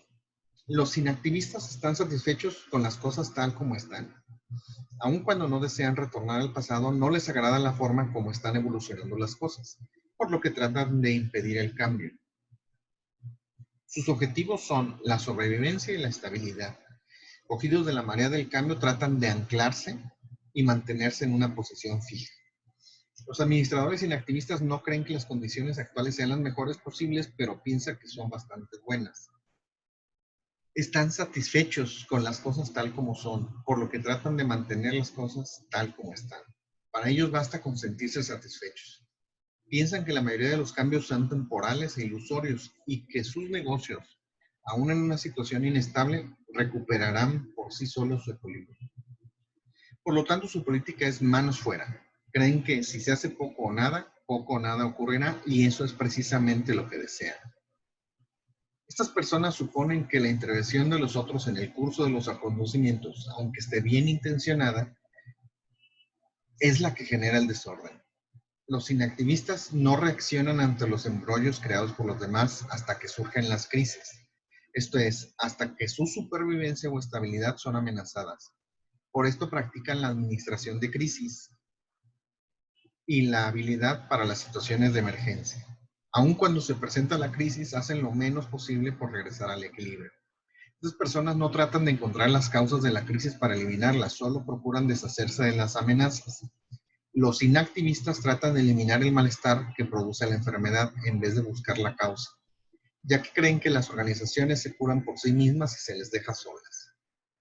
Los científicos políticos Hirschman y Lindblom han formulado y defendido sistemáticamente las políticas inactivistas, a las que llaman doctrina del incrementalismo disjunto. Aconsejan tratar cada problema por separado, actuando sobre él lo menos posible. Algunas personas denominan esta estrategia el arte de salir al paso. A pesar de que su nombre sugiere, los inactivistas son sumamente activos. Aun cuando no hay crisis, invierten mucho tiempo en evitar que ocurran las cosas. Como algunos de los miembros en la organización desean hacer cosas que produzcan cambios, los inactivistas tratan de evitar esta posibilidad manteniéndolos ocupados. Por lo tanto, no es sorprendente que los inactivistas consideren a la burocracia y al papeleo como sus valiosos aliados. Además, padecen una obsesión por la compilación de datos, que es un proceso interminable, ya que no es posible reunir nunca todos los hechos. Esto constituye un buen pretexto para no tomar decisiones. A diferencia de los reactivistas, quienes están orientados hacia el pasado, los inactivistas simplemente se dejan llevar por la corriente de los acontecimientos. El proceso de actualización es una labor que puede mantener ocupado a un gran número de personas. Esta, sin embargo, puede ser una actividad sin ningún objetivo. Como consecuencia de que, al irla pasando, es más importante para la administración inactivista que la experiencia, Generalmente seleccionan a sus gerentes por su dominio de los hechos actuales, no por sus conocimientos históricos. Para lograr tal dominio, deben tener acceso a quienes están al día. Las conexiones son consideradas más importantes que la competencia. Probablemente el más eficiente instrumento del inactivismo es el comité, sin importar la forma que adopte. Grupos de estudio, consejos, grupos de trabajo, comisiones. Esto hace posible ocupar un gran número de personas en actividades que rara vez producen algún resultado. Cuando un comité se presenta con algunas recomendaciones, estas generalmente se envían a otro comité para que sean evaluadas y revisadas. Este proceso puede prolongarse hasta que el problema que lo originó ha cambiado tanto que el trabajo del comité ya resulta obsoleto. Cuando las recomendaciones del comité son presentadas a tiempo y no pueden ser ignoradas, son aceptadas, pero no se les asignan suficientes recursos, así que su fracaso virtualmente queda asegurado. Tales acciones solo se realizan por razones formales, sin que interesen sus resultados. Las organizaciones inactivistas aprecian más las maneras que la eficiencia.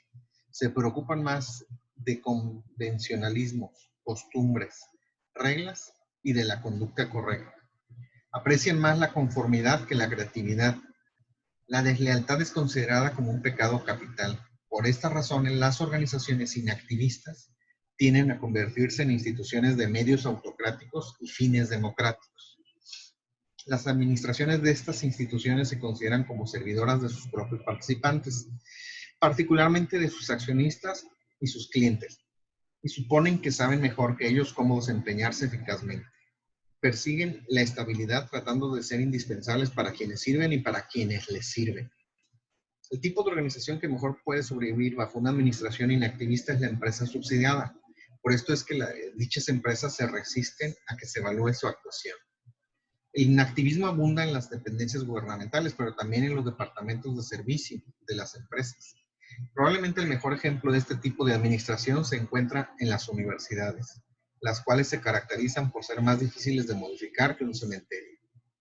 Las organizaciones inactivistas se desempeñan bien únicamente cuando las circunstancias que las rodean son favorables. Hay situaciones en las que es mejor no hacer nada que hacer algo. Algunos problemas se resuelven solos o desaparecen cuando no se actúa sobre ellos. Además, en un medio ambiente prácticamente incontrolable y turbulento, el no hacer nada a veces produce los mismos resultados que el tratar de hacer algo. Finalmente, debido a la cautela con que actúan estas organizaciones, rara vez cometen errores que proporciones catastróficas. Cuando mueren, mueren lentamente. El preactivismo. El preactivismo es el estilo dominante de la administración actual en las sociedades industriales del mundo moderno. Sus adherentes no desean regresar a un estado previo o disponer las cosas tal como eran. Creen que el futuro será mejor que el presente y el pasado. Por lo tanto, buscan acelerar el cambio para explotar las oportunidades que traiga. Tratan de navegar con la marea para desembarcar en algún lugar en donde nadie haya llegado antes. Así, una vez en este lugar, tratarán de reclamar su derecho de propiedad y de cobrar peaje a los que lleguen después. Al igual que los reactivistas, los preactivistas piensan que la tecnología es la principal causa del cambio. Sin embargo, a diferencia de los primeros, piensan que el cambio es bueno, por lo que ven con buenos ojos la tecnología. Creen que existen pocos problemas que la tecnología no pueda resolver. Así, para los reactivistas, los preactivistas son identificados como los tecnócratas, que están tratando de empujarnos a un precipicio, en cuyo fondo se encuentra el infierno tecnológico.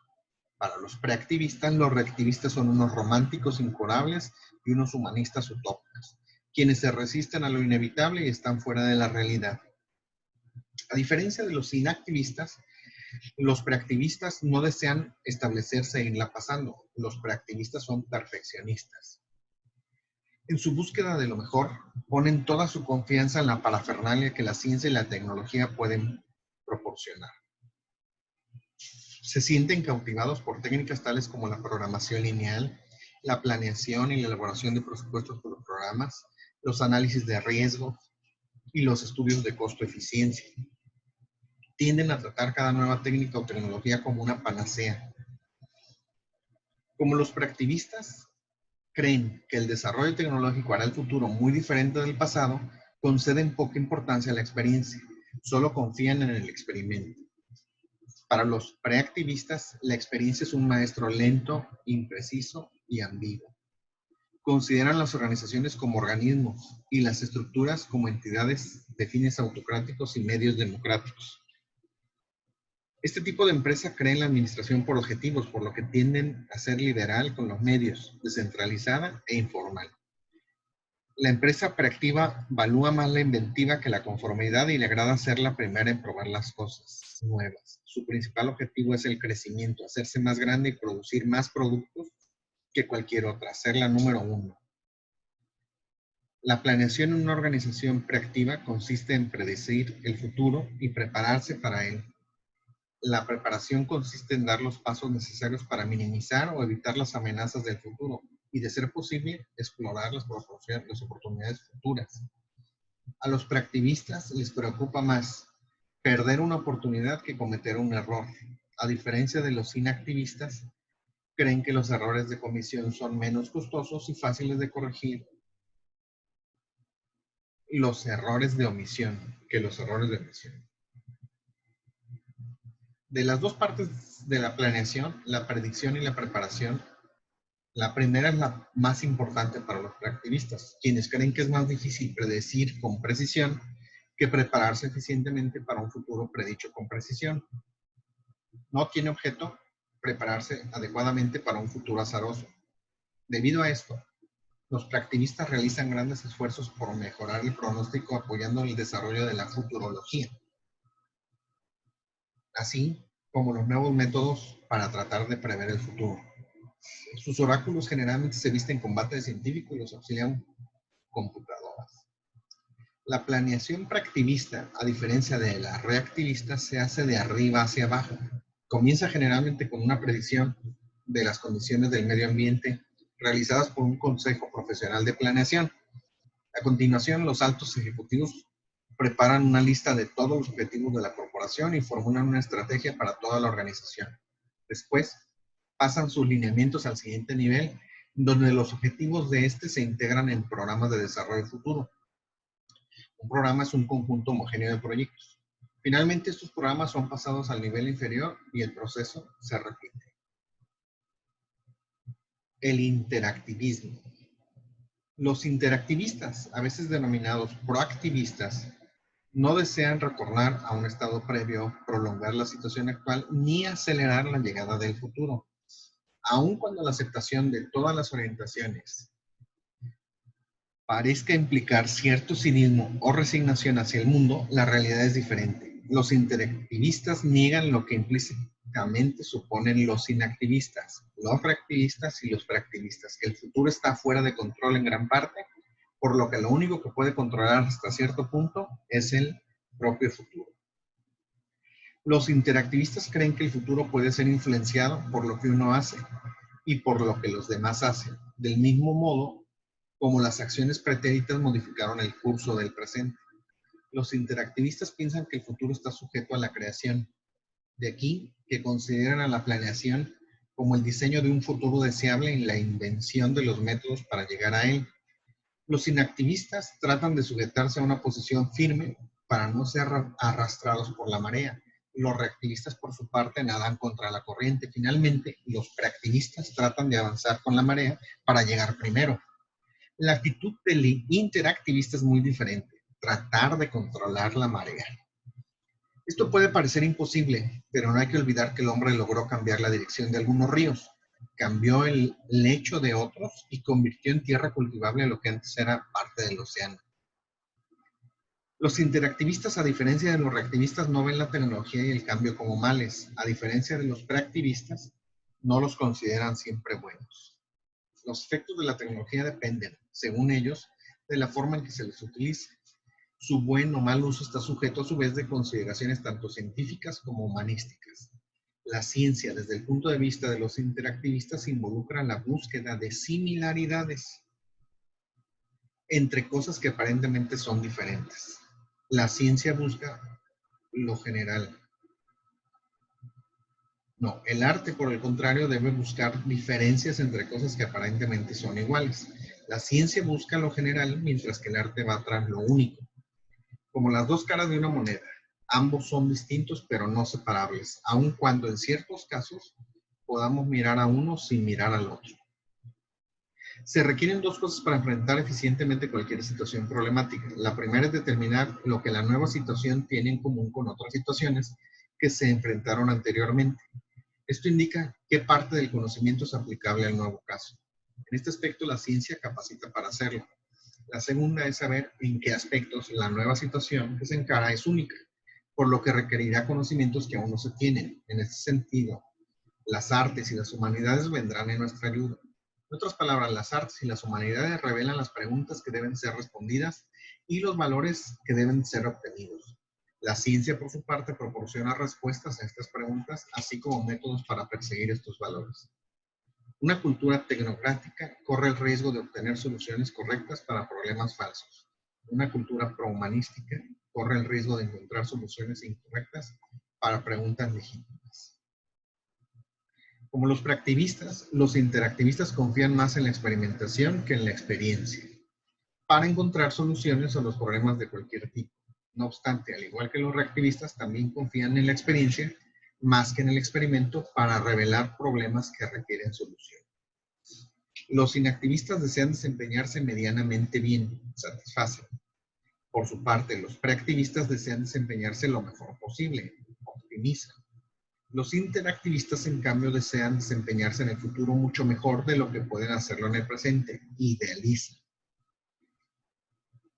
Así, los interactivistas tratan de perfeccionar su trabajo cada vez más, tratan de mejorar en general, no en un aspecto en particular. Su objetivo es maximizar su capacidad para aprender y para adaptarse, desarrollarse. El aprendizaje y la adaptación se consideran como requerimientos clave debido al ritmo creciente en que está cambiando la sociedad. Ningún problema social o corporativo puede esperar solución mucho tiempo. Además, la eficacia de la solución decrece a medida que se incrementa el cambio. Por otra parte, la solución a cualquier problema crea uno nuevo y frecuentemente varios. Los inactivistas se concentran sobre las cosas que no deben hacerse, evitar errores de comisión. Los preactivistas se enfocan sobre lo que debe hacerse, evitar errores de omisión. Los interactivistas tratan de evitar ambos, pero están más interesados en otro tipo de errores, los cuales generalmente pasan desapercibidos. Estos errores consisten en hacer preguntas equivocadas o en tratar de resolver problemas inexistentes o irrelevantes. Los interactivistas creen que se cometen más errores por la incapacidad de planificar los verdaderos problemas que por la dificultad de resolverlos. Los interactivistas creen que la incapacidad para encontrar los verdaderos problemas radica en que uno no está cabalmente consciente de qué cosa es lo que realmente se quiere. Los seres humanos no solo persiguen fines, también persiguen ideales. Sin embargo, generalmente no se toma en cuenta esta característica de los seres humanos en todos los tipos de planeación, excepto la planeación interactiva. La gente suele perseguir tres tipos de fines: las metas, que son los fines que podemos esperar alcanzar dentro del periodo cubierto para la planeación; los objetivos, que son los fines que no esperamos alcanzar dentro del periodo planeado, pero sí en una fecha posterior; y los ideales, que son los fines que creemos inalcanzables, pero hacia los cuales pensamos que es posible avanzar durante y después del periodo para el que se planea. La planeación debería incluir explícitamente los tres tipos de fines, pero rara vez ocurre así. Dependiendo qué tipo de fines se tomen en cuenta, la planeación se puede clasificar en operacional, táctica, estratégica o normativa. La planeación operacional consiste en seleccionar medios para perseguir metas que son dadas, establecidas o impuestas por una autoridad superior, o que son aceptadas por convenio. Este tipo de planeación generalmente es a corto plazo. Los inactivistas prefieren la planeación operacional, aun cuando en general son enemigos de todo tipo de planeación. Su meta es mantener las cosas tal como están, lo que les es impuesto, pero son ellos quienes deben seleccionar los medios para que ésta sea alcanzada. La planeación táctica consiste en seleccionar medios y metas para perseguir objetivos dados, establecidos o impuestos por una autoridad superior, o que son aceptados por convenio. Este tipo de planeación tiende a ser a mediano plazo. Los reactivistas son quienes prefieren la planeación táctica. Deben seleccionar los estados previos a los que desean retornar, sus metas y, por supuesto, los medios para alcanzarlos. La planeación estratégica consiste en seleccionar medios y metas y objetivos. En este caso, los ideales son dados o impuestos por una autoridad superior, aceptados por convenio o no formulados, como ocurre con más frecuencia. Este tipo de planeación tiende a ser de largo alcance. Los preactivistas son los más afectos a la planeación estratégica y su visión abarca un periodo más amplio que el que ocurre o que el que cubre la planeación. En este sentido, los preactivistas tienen un horizonte más amplio que los reactivistas y los inactivistas. La planeación normativa requiere la selección explícita de medios, metas, objetivos e ideales. Este tipo de planeación cubre un periodo indefinido, no tiene horizonte fijo. Los interactivistas son quienes realizan la planeación normativa. Los 4 tipos de planeación operacional, táctica, estratégica y normativa están cada vez más extendidos. La planeación operacional no solo es la de menor alcance, sino que tiende a enfocarse sobre los pequeños subsistemas de la organización para la que se planea, tratándolos a cada uno en forma independiente. La planeación táctica tiene una perspectiva de alcance intermedio y se enfoca principalmente sobre las interacciones dentro de la organización como un todo. La planeación estratégica es de más largo alcance y engloba no solo las relaciones internas, sino también las relaciones entre la organización como un todo y su medio ambiente transaccional, con el cual interacciona directamente y sobre el cual tiene cierta influencia. La planeación normativa se extiende por un periodo indefinido y tiene que ver con todas las relaciones internas y externas, incluyendo las relaciones entre la organización y su medio ambiente contextual, sobre el cual no tiene influencia, pero del cual sí recibe influencia.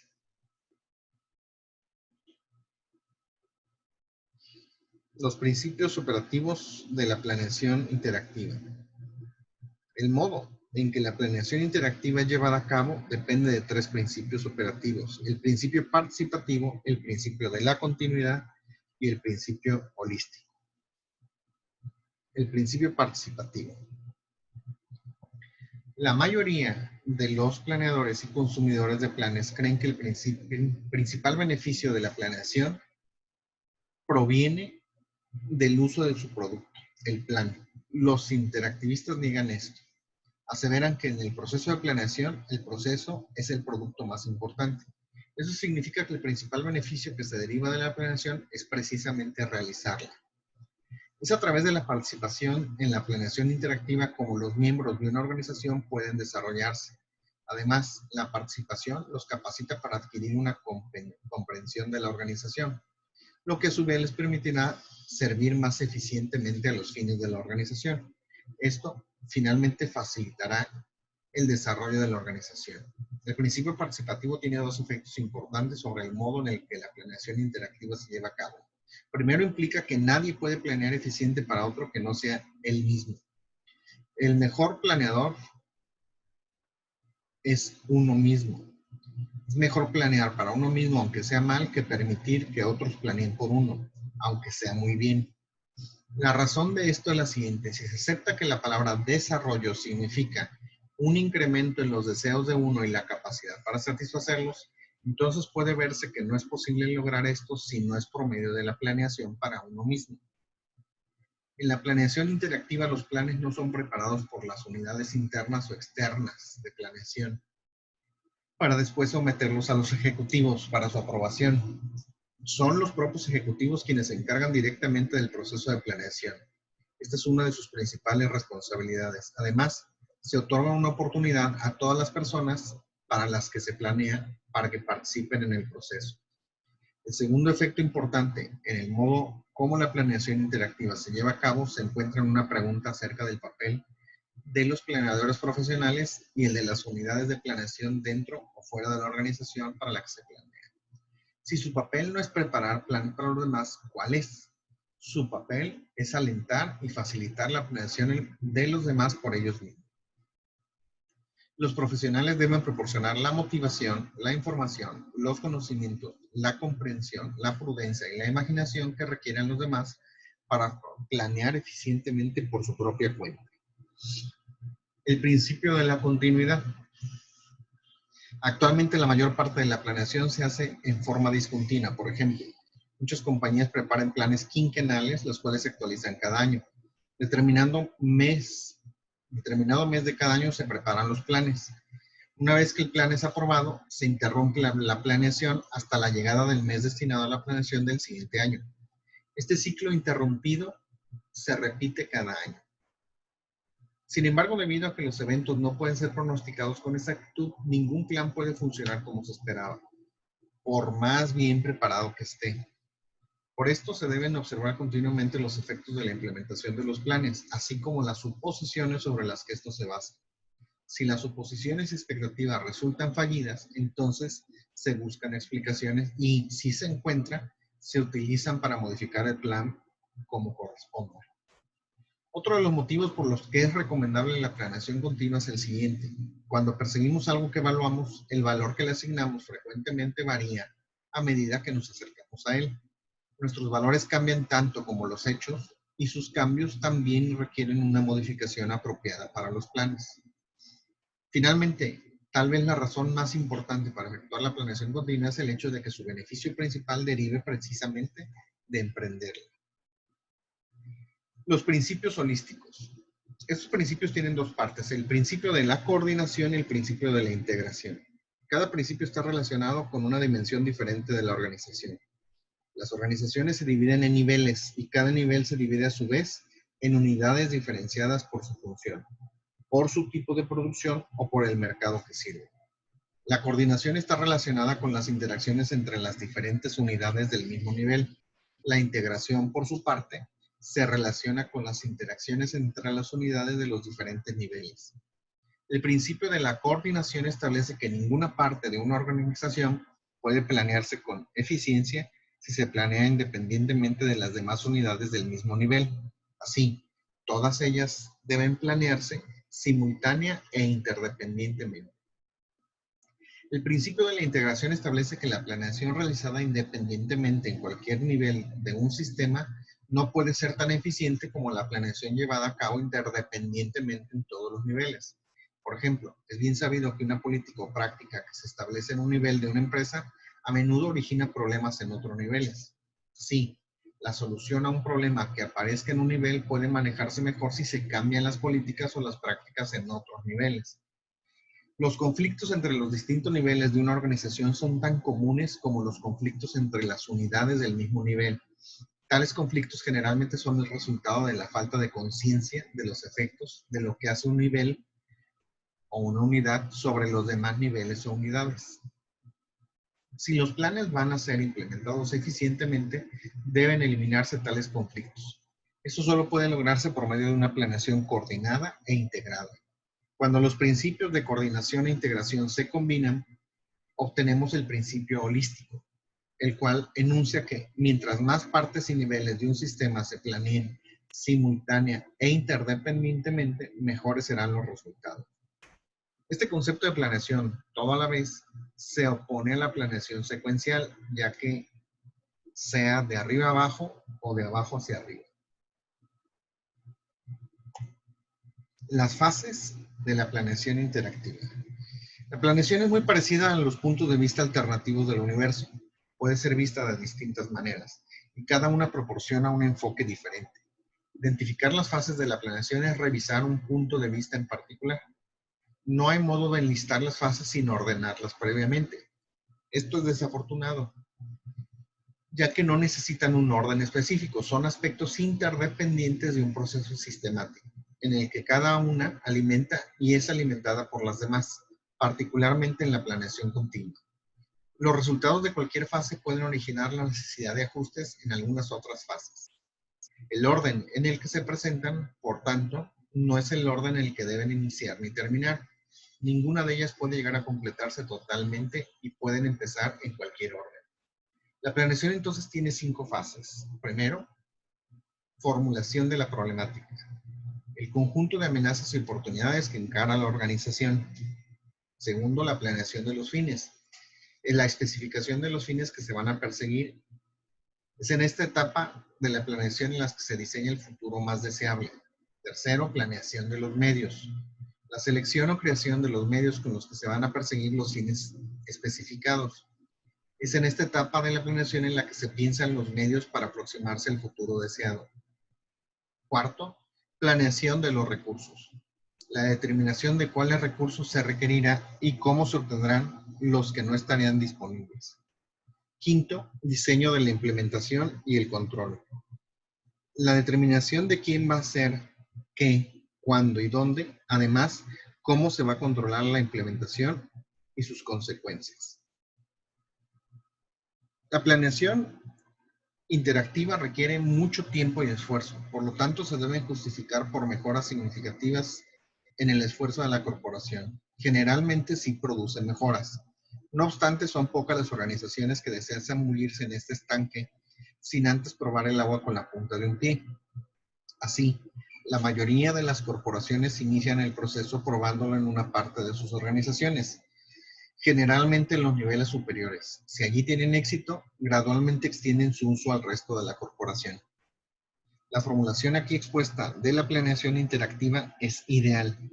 Es una descripción de la clase de planeación hacia la que se debe dirigir las corporaciones.